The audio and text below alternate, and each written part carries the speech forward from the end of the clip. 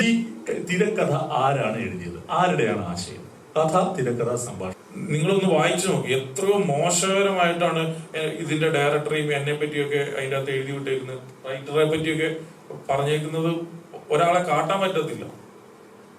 അത്ര വിഷമമുണ്ട്. അതുകൊണ്ട് ഏതോ ഒരു കൊറിയൻ പടത്തിന്റെ മ്യൂസിക്കുമായിട്ട് സാമ്യം ഉണ്ടെന്ന് പറഞ്ഞ് ഞാൻ എന്ത് ചെയ്യും? ഇത് എന്റെ വേർഷൻ അല്ല. ആക്ച്വലി ഇതേ കഥ തന്നെ ഷാരിസ് ഇതിനു മുമ്പ് എന്നോട് പറഞ്ഞതാണ്. തുറന്നിരുന്നെങ്കിൽ പറഞ്ഞാൽ ഇത് മുഴുവനും അവിടെയാണെന്ന് പറഞ്ഞാൽ അല്ലേ?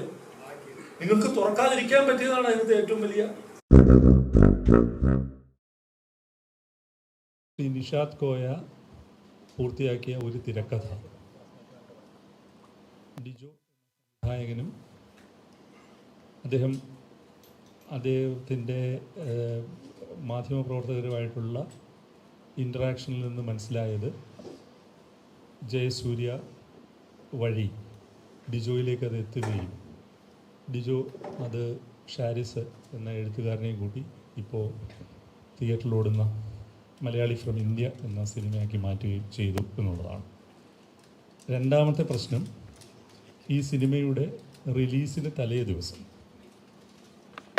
നാളെ റിലീസ് ചെയ്യാൻ പോകുന്ന ഒരു സിനിമയുടെ കഥ ഞാൻ പറഞ്ഞാലോ എന്ന അർത്ഥത്തിൽ അദ്ദേഹം ഒരു ഫേസ്ബുക്ക് പോസ്റ്റ് ഇടുകയുണ്ടായി. അപ്പോൾ ഇതിൽ ഈ ഞാൻ പറഞ്ഞ രണ്ടാമത്തെ പ്രശ്നം, ഈ ഫേസ്ബുക്ക് പോസ്റ്റുമായിട്ട് ബന്ധപ്പെട്ട പ്രശ്നം തീർച്ചയായിട്ടും ഒരു നിർമ്മാതാവിനുണ്ടാവുന്ന ഡാമേജുമായിട്ട് ബന്ധപ്പെട്ട പ്രശ്നമാണ്. അതിനകത്ത് തീർച്ചയായിട്ടും ശ്രീ സിയാർ കോപ്പറും ശ്രീ വിസ്റ്റുനും ഒക്കെ നിങ്ങളോട് സംസാരിക്കും. ആദ്യത്തെ പ്രശ്നത്തെക്കുറിച്ച് ഞങ്ങൾ വളരെ കൃത്യമായിട്ട് ഈ ദിവസങ്ങളിലൊക്കെ ബന്ധപ്പെട്ട ആളുകളുമായിട്ട് ചർച്ച ചെയ്തു. അപ്പോൾ അതിനകത്ത് നിന്ന് വെളിയിലേക്ക് വരുന്ന സംഗതികൾ അങ്ങനെ സംഭവിക്കാനൊക്കെ സാധ്യതയുണ്ടോ എന്നുവരെ ആളുകൾക്ക് തോന്നുന്ന മാതിരി യാദൃച്ഛികതകളും ആകസ്മികതകളും നിറഞ്ഞതാണ്. മലയാളി ഫ്രം ഇന്ത്യ എന്ന് പറയുന്ന സിനിമയുടെ കഥയും തിരക്കഥയും സംഭാഷണവും എഴുതിയിരിക്കുന്നത് ഷാരിസാണ്, ഷാരിസ് മുഹമ്മദ്, ഡിജോ അല്ല. ഈ സിനിമ ആദ്യമായി സംവിധാനം ചെയ്യാൻ ഇരുന്നത് അദ്ദേഹത്തിൻ്റെ പേര് ശ്രീജിത്ത് എന്ന ഛായാഗ്രഹകനാണ്. എന്ന സിനിമയുടെ ശ്രീജിത്താണ് ഈ സിനിമ ആദ്യം സംവിധാനം ചെയ്യാനിരുന്നത്. കോവിഡ് കാലത്ത് 2021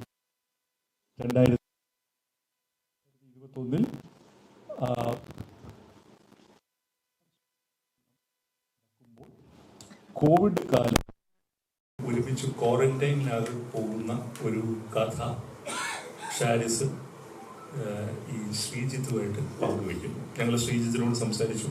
അവർ വർക്ക് ചെയ്ത ഡ്രാഫ്റ്റുകൾ ഞങ്ങൾ കണ്ടു. ശ്രീജിത്തും ഷാരിസും ചേർന്ന് ഇത് സിനിമയാക്കാനുള്ള ശ്രമത്തിനിടയിൽ ഹാരിസ് ദേശം എന്ന അദ്ദേഹം പ്രൊഡ്യൂസറാണ്, പ്രൊഡക്ഷൻ കൺട്രോളറാണ്, നിങ്ങൾക്കറിയാം. അദ്ദേഹത്തെ സമീപിക്കുന്നു. അദ്ദേഹത്തിൻ്റെ സ്ക്രീൻഷോട്ടുകളൊക്കെ ഞങ്ങൾക്ക് ഷെയർ ചെയ്തിട്ടുണ്ട്. അതും 2021 ഓഗസ്റ്റിലാണ്. അദ്ദേഹം അത് റോഷൻ മാത്യുവിനോട് പറയാനാണ് ആവശ്യപ്പെട്ടത്. ഇവരാവശ്യപ്പെട്ടത് റോഷൻ മാത്യുവിൻ്റെ അപ്പോയിൻമെൻറ്റും അദ്ദേഹമാണ് എടുത്തു കൊടുത്തത്. അങ്ങനെ ആ സിനിമ കുറച്ച് മുമ്പോട്ട് പോയി കഴിഞ്ഞിട്ട്, ആ ചർച്ചകൾ മുമ്പോട്ട് പോയി കഴിഞ്ഞിട്ട് അത് എങ്ങും എത്താതെ പോയ സന്ദർഭത്തിലാണ് ഷാരിസ് ജനഗണമന എന്ന സിനിമ നടക്കുമ്പോൾ ഇദ്ദേഹവുമായി ഈ ആശയം പങ്കുവയ്ക്കുന്നത്.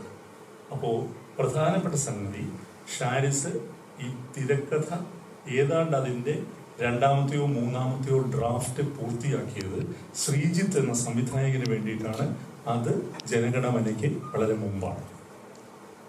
അതുകൊണ്ട് തന്നെ ഈ സിനിമയുടെ ടൈറ്റിലിൽ ശ്രീജിത്തിന് ക്രിയേറ്റീവ് കോൺട്രിബ്യൂട്ടർ എന്ന ക്രെഡിറ്റ് അദ്ദേഹം കൊടുത്തിട്ടുണ്ട്. കാരണം ശ്രീജിത്തിൽ നിന്നും ആശയങ്ങൾ സ്വീകരിച്ചിട്ടുണ്ട്. അതിനുശേഷമാണ് ഡിജോ രംഗത്ത് വരുന്നതും ഈ പടം ചെയ്യുന്നത്. അപ്പോൾ ജയസൂര്യയായിട്ട് ഞങ്ങളിപ്പോൾ സംസാരിച്ചു. ഡിജോ ആയിട്ട് ഒരു ആഡ് ചെയ്തപ്പോൾ പറഞ്ഞത് ഇങ്ങനെ ഒരു പടം ജോഷ് സാറും ഞാനുമായിട്ട് ചെയ്യേണ്ട ഒരു സിനിമ അല്ലേ, അത് മാറിപ്പോയി, അത് നിനക്ക് ചെയ്യാൻ താല്പര്യമുണ്ടോ എന്ന് പറഞ്ഞ് അദ്ദേഹം അതൊരു ഗംഭീര സംഭവമാണ് എന്ന് പറഞ്ഞ് ഒരു ലൈനിൽ അതിൻ്റെ വളരെ പ്രത്യേകം ഞങ്ങൾ എടുത്ത് ചോദിച്ചു എന്തൊക്കെ ഡീറ്റെയിലുകളാണ് പറഞ്ഞത്. അദ്ദേഹം പറഞ്ഞത് ഒരു സിനിമ ഗംഭീര ലൈനാണ്, ഒരു ലൈനിൽ ഞാൻ അതിൻ്റെ എന്തോ ഒന്ന് പറഞ്ഞു എന്നാണ് ഞാൻ ഓർക്കുന്നത്, വിശദമായി പറഞ്ഞില്ല. കാരണം അത് എൻ്റെ ജോലിയല്ല, അത് തിരക്കഥാകൃത്താണ് പറയേണ്ടത്. അത് നിഷാദ് കോയ ഇദ്ദേഹത്തെ ബന്ധപ്പെട്ട് പറയും എന്ന് പറഞ്ഞു. അങ്ങനെ നിഷാദ് കോയയും ഇദ്ദേഹവുമായിട്ട് പിന്നീട് കമ്മ്യൂണിക്കേഷൻ നടക്കുന്നില്ല. പിന്നീട് ഇവരൊരു റിക്കി നടക്കുമ്പോൾ, അതായത് ഇപ്പോൾ ചെയ്യുന്ന സിനിമയുടെ റിക്കി നടക്കുമ്പോൾ അതെല്ലാം ഇൻസ്റ്റഗ്രാമിൽ പോസ്റ്റ് ചെയ്തിട്ടുണ്ട്. അതായത് രഹസ്യമായിട്ടൊന്നുമല്ല ആ സിനിമ ചെയ്യാനായിട്ട് ഡിജോ തയ്യാറായത്. റിക്കി നടക്കുമ്പോൾ ആണ് പൃഥ്വിരാജ് പറഞ്ഞ് ഇതിൻ്റെ ഒരു സിമിലാരിറ്റി മനസ്സിലാക്കിയിട്ട് നിഷാദ് കോയ ഇദ്ദേഹത്തെ ബന്ധപ്പെടുന്നത്. അപ്പോൾ ബന്ധപ്പെടുമ്പോൾ ഇദ്ദേഹം പറയുന്നത് ഞാൻ ആവശ്യമാണെങ്കിൽ ഞാൻ അങ്ങോട്ട് വിളിക്കാം, പക്ഷേ ഈ സിനിമയുടെ പ്രവർത്തനങ്ങളുമായിട്ട് നമ്മൾ മുമ്പോട്ട് പോയിക്കൊണ്ടിരിക്കുകയാണെന്ന് പറഞ്ഞപ്പോൾ നിഷാദ് കോയ ഒരു PDF ഇദ്ദേഹത്തിന് ഷെയർ ചെയ്തു. അത് ഇന്ന് ഞങ്ങൾ വെരിഫൈ ചെയ്തിട്ടുണ്ട്. ആ PDF ഡൗൺലോഡ് ചെയ്യപ്പെട്ടിട്ടില്ല. അതായത് നിഷാദ് കോയ അയച്ചു കൊടുത്ത PDF ഡിജോ ഡൗൺലോഡ് ചെയ്തിട്ടില്ല. ഇപ്പോഴും അദ്ദേഹത്തിൻ്റെ ഫോണിൽ ഡൗൺലോഡ് ചെയ്യാത്ത PDF കിടക്കുന്നുണ്ട്. അപ്പോൾ ഈ സാഹചര്യങ്ങളെല്ലാം വിലയിരുത്തി കഴിഞ്ഞപ്പോൾ ഞങ്ങൾക്ക് മനസ്സിലായത് തീർച്ചയായിട്ടും ഒരേ കഥ, ഒരേ ആശയം ഒന്നിലധികം എഴുത്തുകാർക്ക് ഉണ്ടാവാം. അങ്ങനെ ഉണ്ടായിട്ടുള്ള ചരിത്രമുണ്ട്. ഏതായാലും ഈ പാകിസ്ഥാനിയും ഇന്ത്യനും ഇവിടെ നിന്ന് പോകുന്ന ആളുടെ രാഷ്ട്രീയ പശ്ചാത്തലമൊക്കെയാണ് ഇതിലെ കോമൺ എലിമെന്റ്സ്.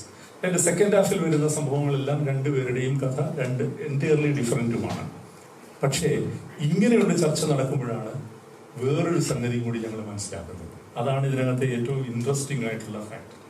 2013 വടക്കൻ സെൽഫി ഡയറക്റ്റ് ചെയ്ത ശ്രീ പ്രജിത്ത്, അദ്ദേഹത്തിന് വേണ്ടി രാജീവ് എന്ന ഒരു നവാഗത എഴുത്തുകാരൻ 2013 ഇതേ കഥ സ്ക്രീൻ പ്ലേ ചെയ്തിട്ടുണ്ട്.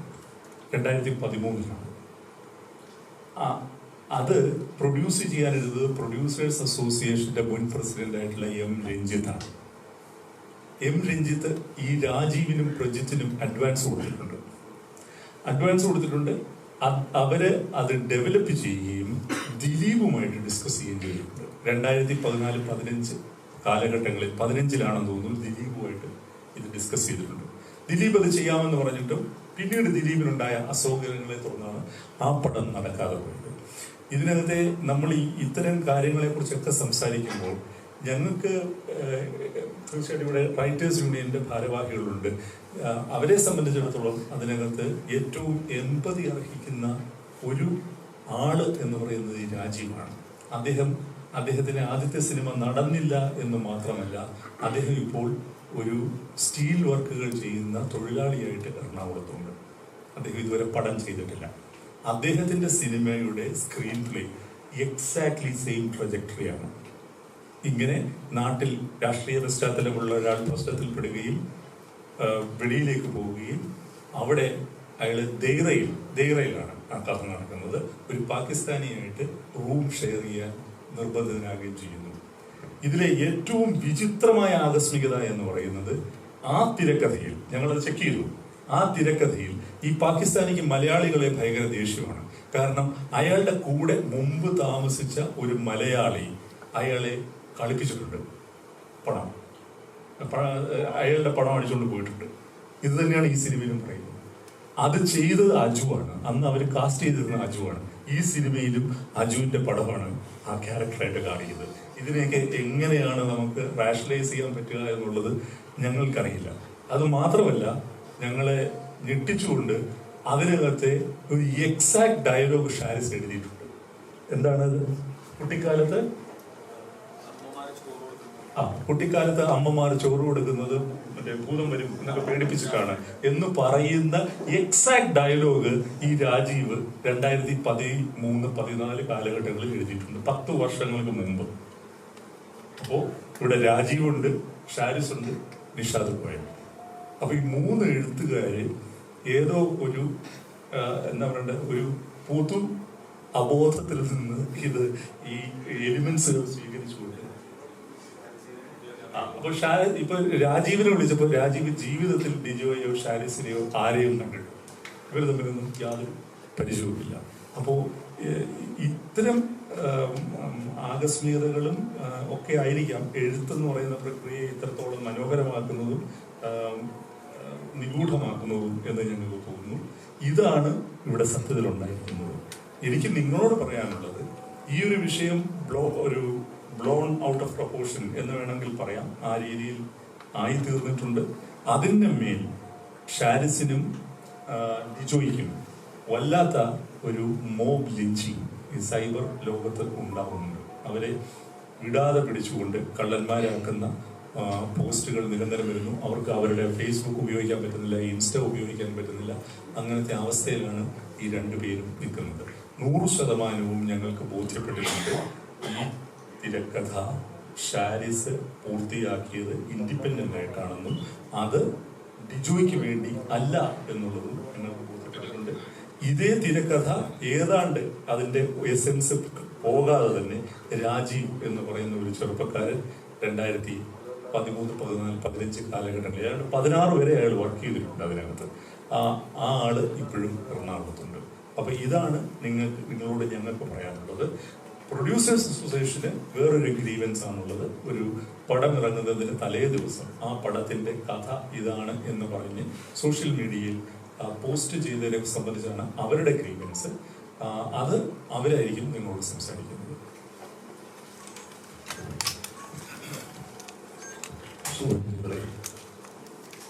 വളരെ സിനിമയിൽ ഒരിക്കലും നടക്കാൻ അല്ലാതെ എന്താ ചെയ്യാൻ പറ്റുക? രാജീവ് ഇതുവരെ കണ്ടിട്ടില്ല, ഇവരെ കണ്ടിട്ടില്ല, കഥ പറഞ്ഞിട്ടില്ല. നിഷാദ് ഗോയയും ഇവരും ഇരുന്ന് കഥ ഡിസ്കസ് ചെയ്തിട്ടില്ല.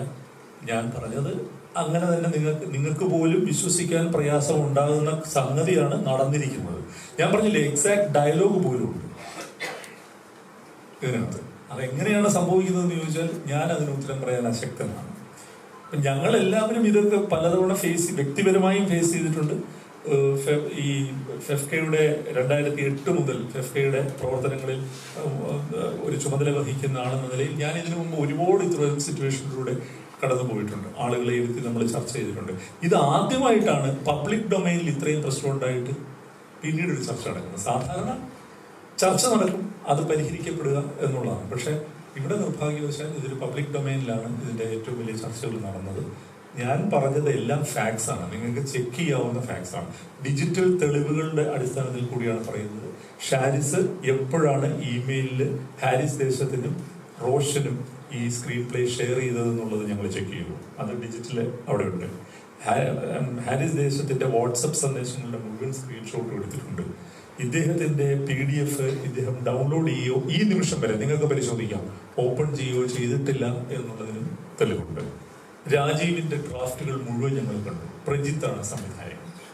അപ്പോൾ താങ്കളുടെ ചോദ്യത്തിന് യെസ് അതാണ് എന്നുള്ളതാണ് ഉത്തരം.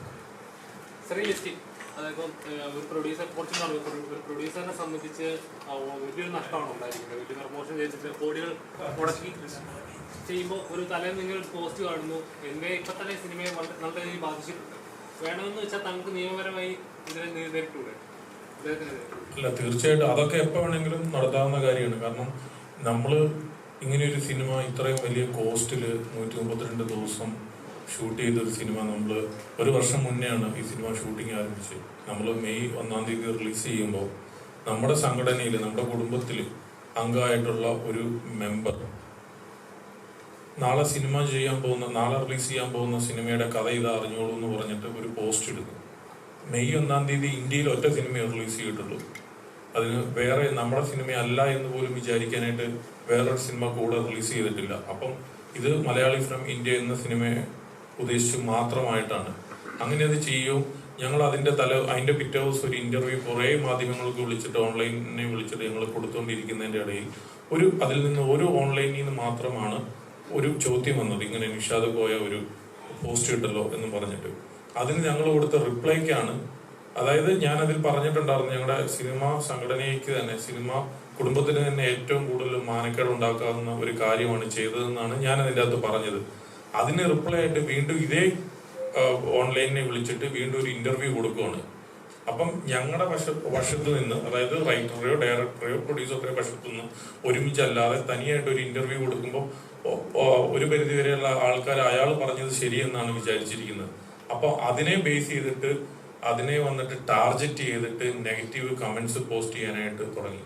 ഞങ്ങൾക്ക് ഒരു പോസ്റ്റ് പോലും ഇടാൻ പറ്റത്തില്ല, മുഴുവൻ നെഗറ്റീവ്. അപ്പൊ കള്ള പ്രൊഡ്യൂസർ, അതായത് വന്നിട്ട് മോഷ്ടിച്ച കഥയല്ലേ പ്രൊഡ്യൂസ് ചെയ്തത്. അപ്പൊ ഞാൻ എന്ത് ചെയ്തു? ഒരു നിർമ്മാതാവ് എന്നുള്ള രീതിയിൽ ഞാൻ എന്ത് ചെയ്യും? ഒരു മ്യൂസിക് ഡയറക്ടർ ഒരു സോങ് പുതിയതായിട്ട് റെഡിയാക്കി കഴിഞ്ഞു കഴിഞ്ഞാൽ അതിന്റെ ഒരു കഥ അല്ലെ അതിന്റെ ഒരു മ്യൂസിക് വേറെ ഏതോ ഒരു കൊറിയൻ പടത്തിന്റെ മ്യൂസിക്കുമായിട്ട് സാമ്യമുണ്ടെന്ന് പറഞ്ഞ് ഞാൻ എന്ത് ചെയ്യും? ഇത് എന്റെ വേർഷൻ അല്ല. ആക്ച്വലി ഇതേ കഥ തന്നെ ഷാരിസ് ഇതിനു മുമ്പ് എന്നോട് പറഞ്ഞതാണ്, 1 വർഷം മുമ്പ് തന്നെ പറഞ്ഞതാണ്. അപ്പൊ അന്ന് ഞാനിത് പ്രൊഡ്യൂസ് ചെയ്തില്ല. അത് കഴിഞ്ഞിട്ട് പിന്നീട് ഇത് ഡയറക്ടറായിട്ട് ഡിജോ വന്നു കഴിയുമ്പോഴാണ് ഞാൻ ഈ പടത്തിന് ഓക്കെ ചെയ്തത്. അപ്പോൾ ഇതൊക്കെയാണ് ഇതിന്റെ പിന്നാമ്പുറം കഥകൾ. പക്ഷെ ഇതിപ്പോ മനുഷ്യന് പുറത്ത് ഇറക്കി നടക്കാൻ പറ്റിയതല്ലാത്ത വിധത്തില് ഡിജോയൊക്കെ ഭയങ്കരമായിട്ട് വിഷമിച്ചു. അവൻ ലിറ്ററലി ഫോണിൽ വിളിച്ച് കരഞ്ഞു. കാരണം ഒരു പടം നമ്മളൊക്കെ എത്രയോ സിനിമകൾ പരാജയപ്പെട്ടിട്ടുണ്ട്, ക്യാഷ് പോയിട്ടുണ്ട്. അതിനൊന്നും നമുക്കൊരു പ്രശ്നം പോലും ഇല്ല. ഇങ്ങനെയാണ് ഒരു സിനിമയെ അപമാനിക്കുന്നത്. അത് സിനിമാ കുടുംബത്തിലുള്ളവർ തന്നെ. അങ്ങനെ ഇരിക്കെ തന്നെയാണ് ഇങ്ങനത്തെ ഒരു വിഷമം ഉണ്ടായ സ്ഥിതിക്കാണ് ഞാൻ എന്റെ സംഘടനയ്ക്ക് പരാതി കൊടുത്തു. ഞാൻ ഉണ്ണിയേട്ടനെ വിളിച്ചു പറഞ്ഞു, ഇത് ഇങ്ങനെയാണ് ഒരു സംഘടന ചെയ്യേണ്ടത്, ഇത് എന്താ ചെയ്യാൻ പറ്റുന്നതെന്ന് ചോദിച്ചിട്ട്.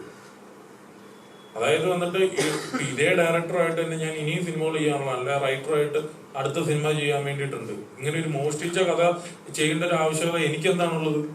അല്ല ഞങ്ങൾക്ക് എന്താണ് ഇവിടെ ഉള്ളത്? ഞാൻ ഈ വർഷം തന്നെ 4-5 സിനിമകൾ വേറെയും ചെയ്യുന്നുണ്ട്. അതിൻ്റെ അകത്തൊരു നിർമ്മാതാവ് എന്ത് തെറ്റാണ് എൻ്റെ അകത്ത് ചെയ്തേക്കുന്നത്? അത് ഇത്രയും വലിയൊരു സിനിമ നിങ്ങൾ ആലോചിച്ച് നോക്കും. ഇത്രയും സ്ഥലങ്ങളിൽ പോയി, രാജ്യത്ത് പോയി ഷൂട്ട് ചെയ്ത സിനിമയുടെ കോസ്റ്റ് എന്തായിരിക്കും? നിങ്ങളൊന്ന് വായിച്ചു നോക്കി. എത്രയോ മോശകരമായിട്ടാണ് ഇതിന്റെ ഡയറക്ടറെയും എന്നെ പറ്റിയൊക്കെ അതിൻ്റെ അകത്ത് എഴുതി വിട്ടേക്കുന്നത്. റൈറ്ററെ പറ്റിയൊക്കെ പറഞ്ഞേക്കുന്നത് ഒരാളെ കാട്ടാൻ പറ്റത്തില്ല. അത്ര വിഷമമുണ്ട്. അതുകൊണ്ടിട്ട് ഞാൻ എന്റെ സംഘടനകളെ സമീപിച്ചു, ഡയറക്ടർ ഫഫ്കനെ സമീപിച്ചു. അതിന്റെ ഒരു തീരുമാനമാണ് ഇന്ന് ഇവിടെ ഇരിക്കുന്നത്. നിയമപരമൊക്കെ അതൊക്കെ എന്ന് നടക്കാനപ്പാ പറഞ്ഞു മനസ്സിലായി. ഇന്നിപ്പോ തിയേറ്ററിൽ 200 ചിലവാനും തിയേറ്ററിൽ പടം ഓടിക്കൊണ്ടിട്ടിരിക്കുകയാണ്. ഇന്ന് 2ാമത്തെ ആഴ്ചയാണ്, ഇന്ന് കറക്റ്റ്. അത്രയും തിയേറ്ററിൽ ഈ പടം ഒരു ഫ്ലോപ്പ് സിനിമയാണെങ്കിൽ ഈ തിയേറ്ററിൽ നിന്ന് എല്ലാം പടം കുറയണ്ടേ? ഒരു ഷോ എങ്കിലും കുറയണ്ടേ? ഒരു 10 തിയേറ്ററിൽ നിന്നെങ്കിലും സിനിമ എടുത്ത് മാറ്റണ്ടേ? സിനിമ നല്ല രീതിയിൽ ഓടിക്കൊണ്ടിട്ടിരിക്കുകയാണ്. ഡീഗ്രേഡിന്റെ അങ്ങേയറ്റം. നമ്മൾ ഓൺലൈനിൽ വന്നിട്ട് പ്രൊമോഷൻ ടീമിനോട് ചോദിക്കുകയാണ്, മറ്റേ നിഷാദ് കോയയുടെ ആ പോസ്റ്റിനടിയിൽ സപ്പോർട്ട് ചെയ്യുന്ന പോലെ രീതിയിൽ ചെയ്യാമോ എന്ന് ഞങ്ങളുടെ ടീമിലുള്ളവരോട് തന്നെ ചോദിക്കുകയാണ്. അല്ല, ഇതൊക്കെ എന്ന് പറഞ്ഞാൽ ഓൺലൈനിന്റെ ഏറ്റവും മോശകരമായിട്ടുള്ള ഒരു പ്രവൃത്തിയാണ്.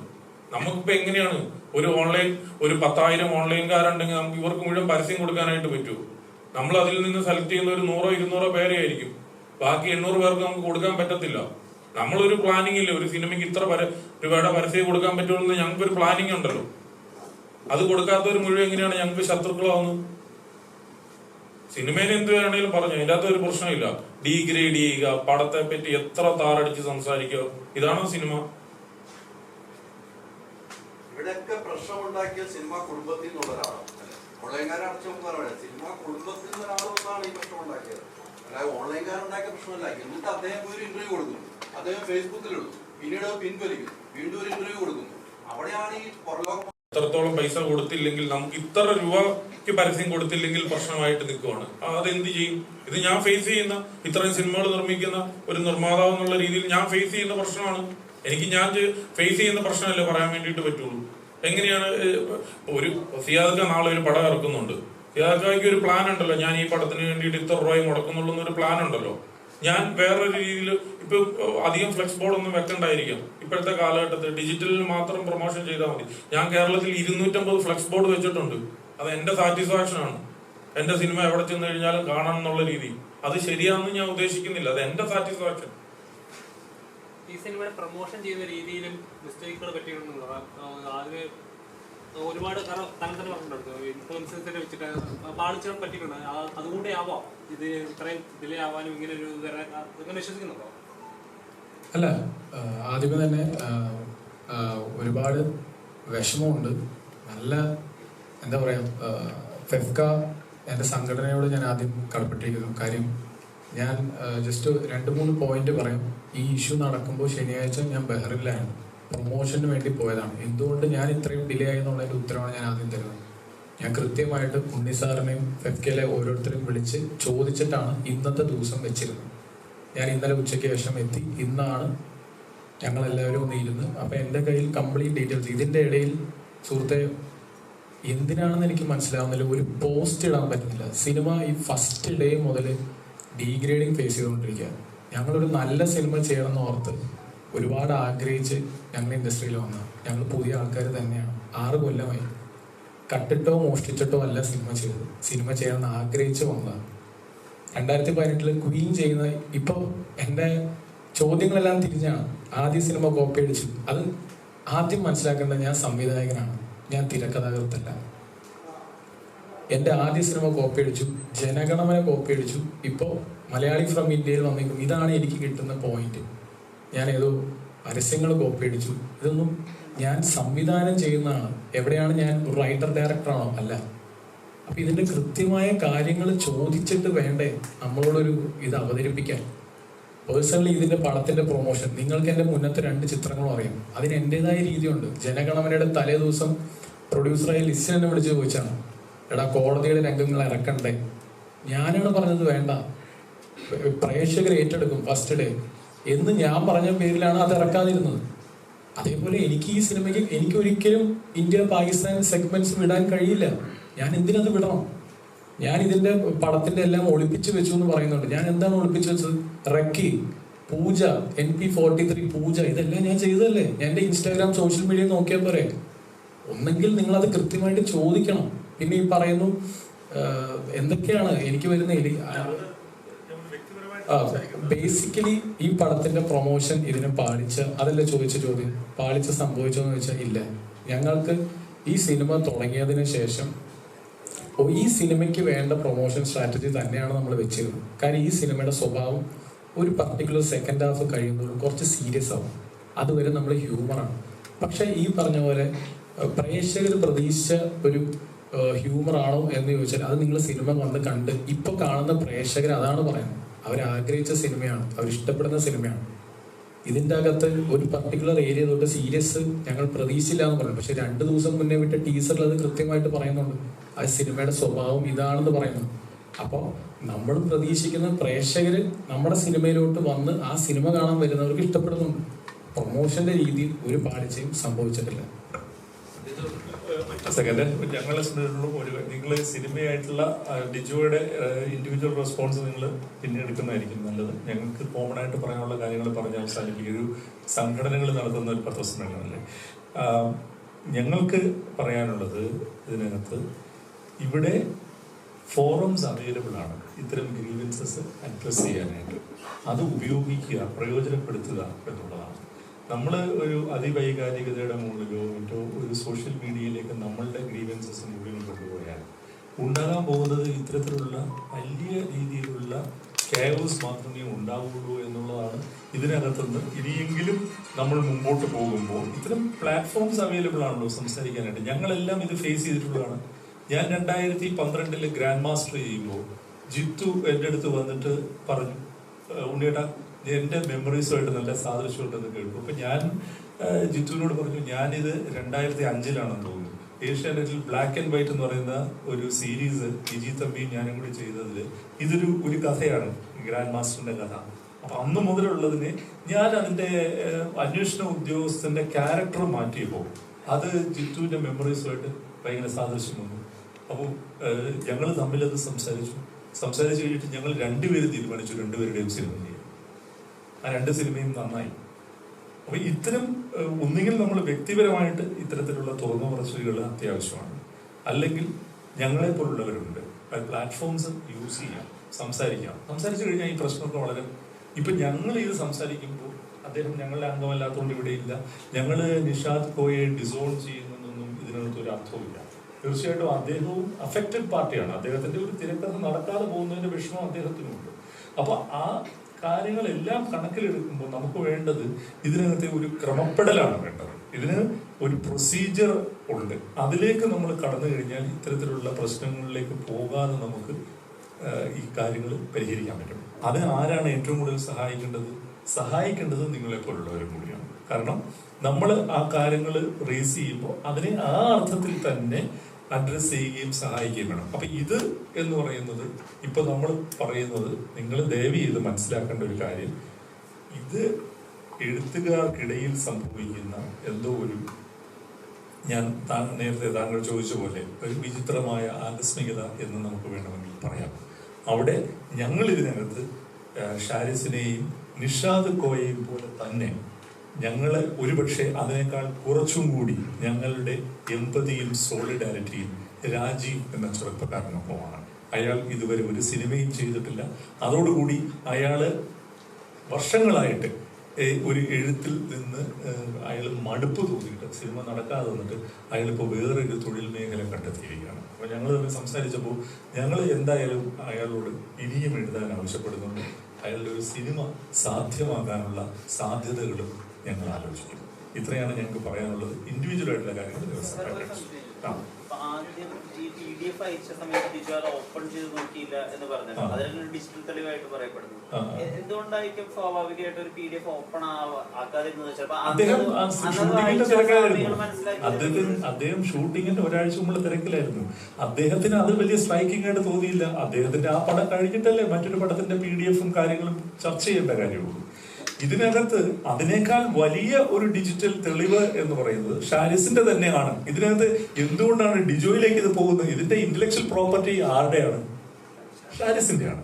അതിന്റെ ഡേറ്റ് ആണ് കൃത്യമായിട്ട് ഞങ്ങൾ പറഞ്ഞത്. അതിന് വേറൊരു സംവിധായകനായിരുന്നു. ആ സംവിധായകൻ ഇതിന്റെ ടൈറ്റിൽ കാർഡിൽ അയാൾക്ക് ക്രെഡിറ്റ് കൊടുത്തിട്ടുണ്ട്. അത് വേറൊരു പ്രൊഡ്യൂസറാണ് ചെയ്യാനിരുന്നത്. ഇതിനെല്ലാം ആ ഡ്രാഫ്റ്റിന്റെ കയ്യിൽ ഇപ്പോഴും ഉണ്ട്. എന്താണ്, ആൽക്കമിസ്റ്റ് എന്നല്ലേ പേര്? അതെ, അങ്ങനെയാണ് അദ്ദേഹം അത് ആദ്യം ടൈറ്റിൽ ചെയ്തത്. ആൽപ്പറമ്പിൽ ഗോപി PSC കെമിസ്ട്രി എന്നോ മറ്റോ ആയിരുന്നു അതിന്റെ ടൈറ്റിൽ. അപ്പോൾ അതുവരെ അദ്ദേഹത്തിന്റെ കയ്യിലുണ്ട്. അതുകൊണ്ട് ഇതിനകത്ത് ഉണ്ടായിരിക്കുന്നത് തീർച്ചയായിട്ടും തെറ്റിദ്ധാരണകൾ എന്ന് തന്നെ പറയാം. അത് സംഭവിച്ചത് ഇതിനേക്കാൾ നന്നായി ഇത് കൈകാര്യം ചെയ്യപ്പെടുമായിരുന്നു ഇത്തരത്തിലുള്ള ഫോറംസ് അവര് യൂസ് ചെയ്തിരുന്നത് എന്ന് മാത്രം പറയുന്നു. നന്ദി, നമസ്കാരം.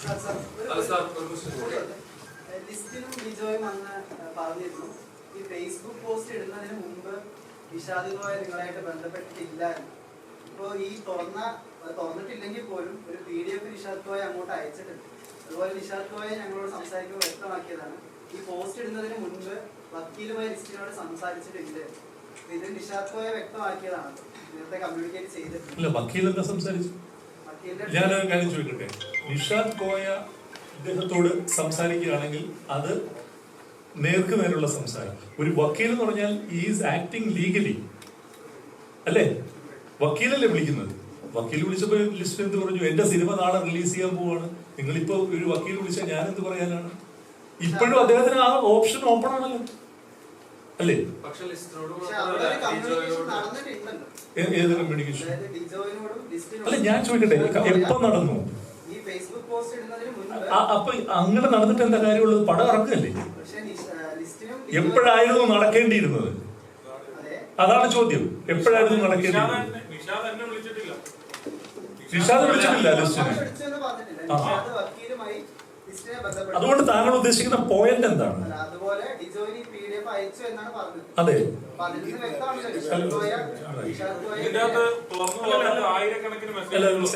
PDF അയച്ചു. ഒരാൾക്ക് PDF അയക്കുന്നു. തുറക്കേണ്ടത് ആരുടെ സ്വാതന്ത്ര്യമാണ്?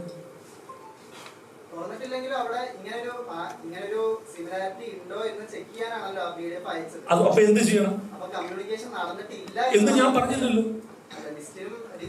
അല്ല, അതിനകത്ത് ഞാൻ ചോദിക്കുന്നത്, അതിനകത്ത് നിങ്ങളൊരു അക്യൂസേറ്ററി നിലപാട് എന്തിനാണ് എടുക്കുന്നത്? അദ്ദേഹം ഒരു PDF അയക്കുന്നു.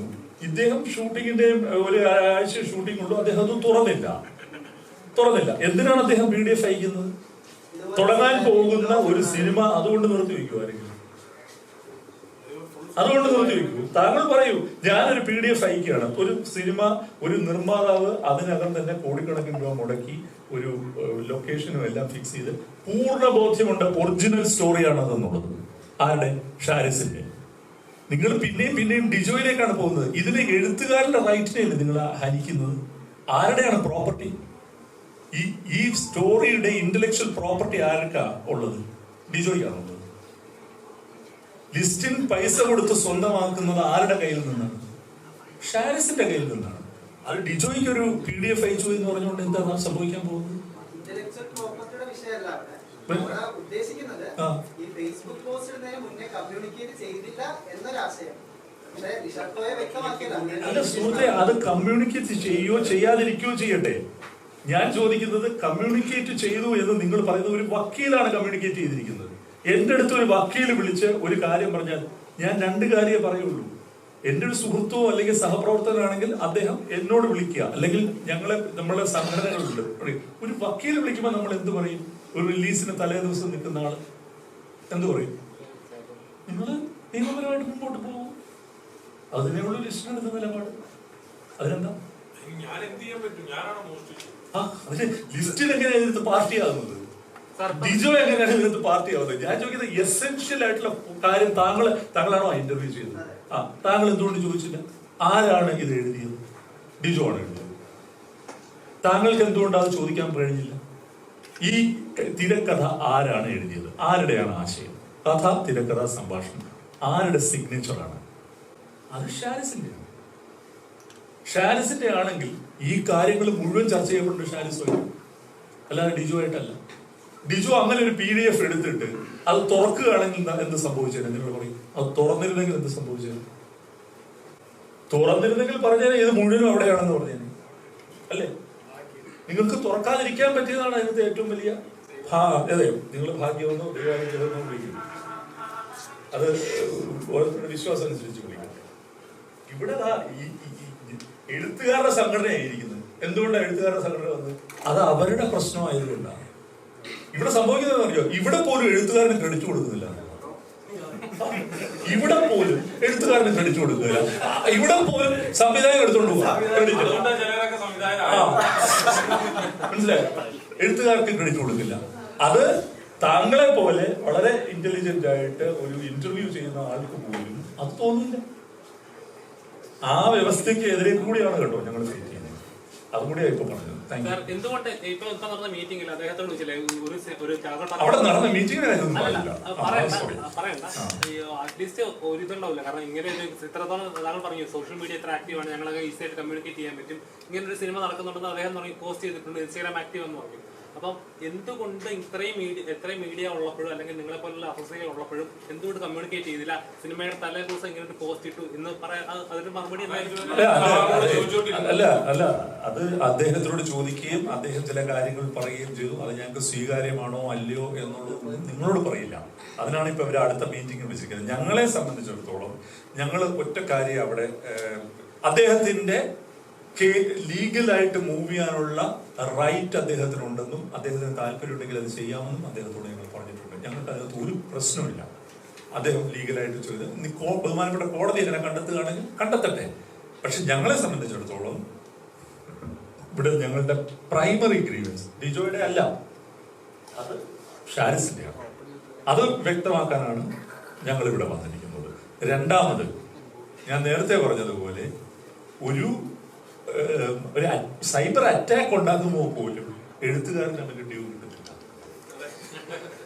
അപ്പോ നിങ്ങളെ അപ്രീസിയേഷൻ വരുമ്പോഴും അറ്റാക്ക് വരുമ്പോഴും ഒരുപോലെ എഴുത്തുകാരൻ അവഗണിക്കപ്പെടുന്നു എന്നുള്ളതാണ് സത്യത്തിൽ. അയാൾക്കാണ് അതിന്റെ മുഴുവൻ ക്രെഡിറ്റും. അത് ഞങ്ങൾക്ക് പൂർണ്ണ ബോധ്യം വന്നിട്ടുണ്ട്. അതുകൊണ്ടാണ് പിന്നെയും നിങ്ങൾക്ക് അത് എത്രത്തോളം ഉൾക്കൊള്ളാൻ പറ്റിയെന്ന് എനിക്ക് അതിലൂടെ ഇതുവരെ നിങ്ങൾ മുഖം പോലും അറിയാത്ത ഒരു എഴുത്തുകാരൻ എറണാകുളത്തുണ്ട് എന്ന് ഞാൻ പറയാൻ കാരണം 2015 ഈ സ്ക്രീൻ പ്ലേയുടെ കാതൽ പോകാതെ ഇതേ സ്ട്രക്ചർ ഞാൻ പറഞ്ഞില്ലേ, കഥ പോലും ഞാൻ നിങ്ങളോട് പറഞ്ഞു, അത് എഴുതിയ ഒരാളും കൂടി ഉണ്ട് എന്നുള്ളത് ഞാൻ പറഞ്ഞു. അപ്പൊ താങ്ക് യു.